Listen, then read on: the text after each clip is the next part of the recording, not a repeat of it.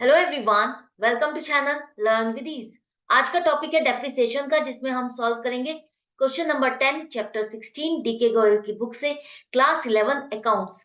Online sessions, online classes के लिए आप मुझे व्हाट्सएप कर सकते हो इस नंबर पर अपना नाम और क्लास। आप मुझे टेलीग्राम पर भी फॉलो कर सकते हो।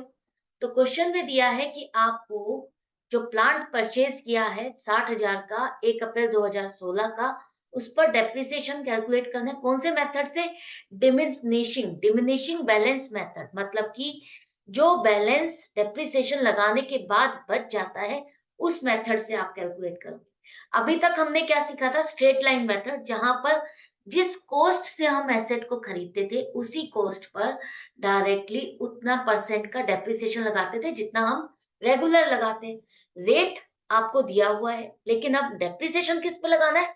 आपको जो एंड में क्लोजिंग ऑफ द ईयर में जो बैलेंस बच जाता है, उस पर डेप्रिसिएशन लगाना है। अब यहाँ पर ये दिया गया है कि ये जो मशीन है, 10 साल बाद इसकी वैल्यू बच जाएगी 20,920 रुपए। 10 साल तक हम इसको यूज करेंगे और 10 साल के बाद जब हम इसको सेल करने लगेंगे तो इसकी वैल्यू 20,920 रुपए बचेगी। आपको प्लांट का अकाउंट बनाना है 4 साल के लिए। बुक्स कब क्लोज की जाती है? हर साल 31 मार्च को। तो फाइनेंशियल ईयर हो गया 1 अप्रैल से 31 मार्च तक। कैसे सॉल्व करोगे इसको? देखो, ये मेथड स्ट्रेट लाइन मेथड से कैसे डिफरेंट है ये भी समझो। तो सबसे पहले हम जो एसेट खरीदते हैं, डेबिट साइड लिखते हैं उसी तरह से लिखोगे जैसे हम स्ट्रेट लाइन में लिख रहे थे।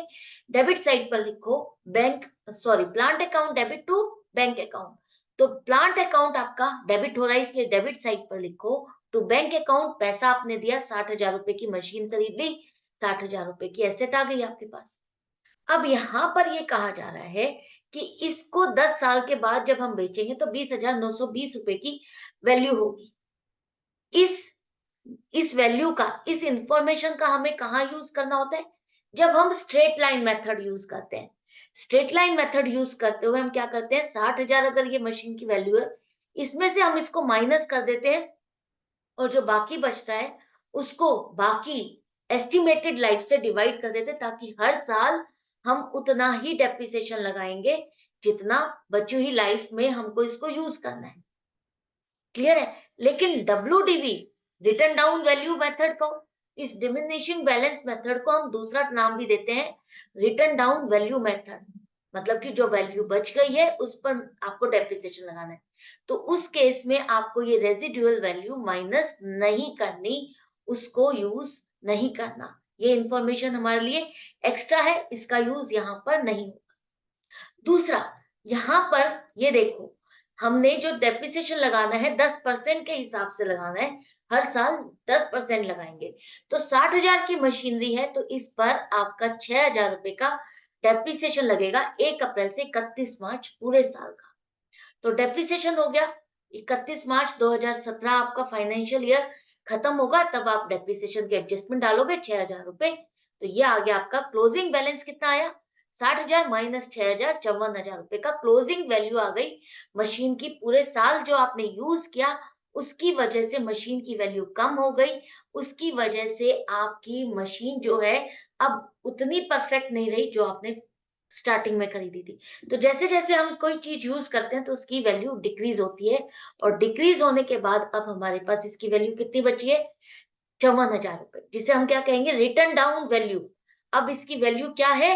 54,000 रुपए, जिसे हम अगले साल, अगला फाइनेंशियल ईयर 1 अप्रैल 2017 को जो शुरू होगा उसमें ओपनिंग बैलेंस आएगा आपका 54,000 रुपए। ये 1 साल का आपने अकाउंट बना लिया। अगले साल आप दोबारा से प्लांट का अकाउंट बनाओगे, एसेट है इसलिए हम ओपनिंग बैलेंस को लेकर आएंगे, क्लोजिंग बैलेंस को ओपनिंग बैलेंस ब्रॉट डाउन करोगे 54,000 रुपए। हम अपने जब भी नई बुक्स बनाते हैं, आप क्लास 11 में हो, कॉमर्स आपके लिए नया सब्जेक्ट है, अकाउंट्स आपके लिए नया सब्जेक्ट है, तो हर छोटी-छोटी चीज़ समझनी ज़रूरी है। तो इसलिए मैं साथ के साथ आपको छोटे-छोटे पॉइंट्स भी क्लियर करती जाती हूँ।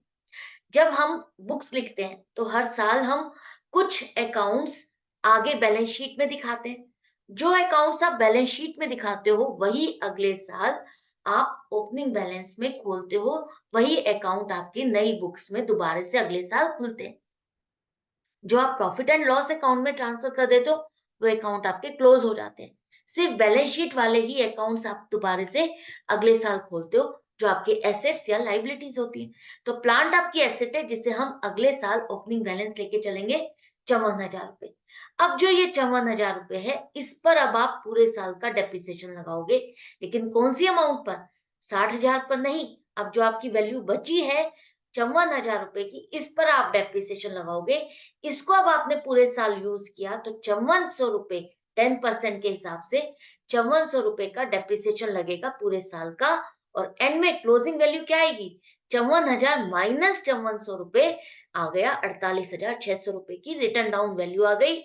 अब ये वैल्यू आपकी क्लोजिंग वैल्यू है, जिसे हम अगले साल दोबारा से नई बुक्स लिखेंगे नए फाइनेंशियल ईयर के लिए 1 अप्रैल 2018 को, तो 48,600 से खोलेंगे। अब इस 48,600 पर हम पूरे साल का फिर से डेप्रिसिएशन लगाएंगे। तो पूरे साल का डेप्रिसिएशन कौन सी अमाउंट पर लगाओगे आप? 48,600 की जो अमाउंट बची है, उस पर अब आप लगाओगे पूरे साल का 4,860 रुपए का यहाँ पर डेप्रिसिएशन। डेप्रिसिएशन क्या है? एक तरह से एडजस्टमेंट है, जिसे हम क्लोजिंग ऑफ द ईयर में ही लगाते हैं। जितनी भी एडजस्टमेंट्स करते हैं हम कब करते हैं? At the end of the year. तो 31 मार्च 2019 को आप ये बुक्स में रिकॉर्ड करोगे डेप्रिसिएशन 4,860 रुपए। 48,600 पर 10% 4,860 रुपए। अब क्लोजिंग अमाउंट कितनी बची? Closing value return down value कितनी बची? 48,600 माइनस 4,860 43,740 रुपए। 3 साल के आपने अकाउंट बना लिए, 4 साल तक बनाना है आपको, तो अगले साल फिर से आ जाओ। ओपनिंग बैलेंस आ जाएगा आपका 1 अप्रैल 2019 को 43,740 रुपए। अब इस पर डेप्रिसिएशन पूरे साल का आपको लगाना है। कितना लगेगा? 43,740 पर। इसी अमाउंट पर लगाओगे आप। यही आपकी रिटर्न डाउन वैल्यू है। डिमिनिशिंग बैलेंस मेथड से अगर आप लगाओगे तो क्या लगाओगे? 43,740 पर 10% से पूरे साल का लगेगा 4374 रुपए, 4,374 रुपए। क्लोजिंग अमाउंट कितनी आई? 43,740 माइनस में 4,374, 39,366 रुपए की क्लोजिंग अमाउंट आई 39,366।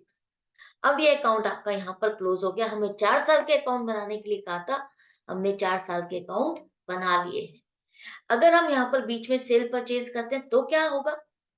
ये सब कुछ सीखने के लिए आपको मेरे साथ बने रहना होगा, क्योंकि आगे बहुत सारे क्वेश्चंस हैं जिसमें हम स्टेप बाय स्टेप हर चीज को सीखते जाएंगे। तो मैं मिलती हूँ आपसे नेक्स्ट वीडियो में नेक्स्ट क्वेश्चन के साथ, लेकिन आपको अपनी प्रैक्टिस जारी रखनी है। Good bye and take care.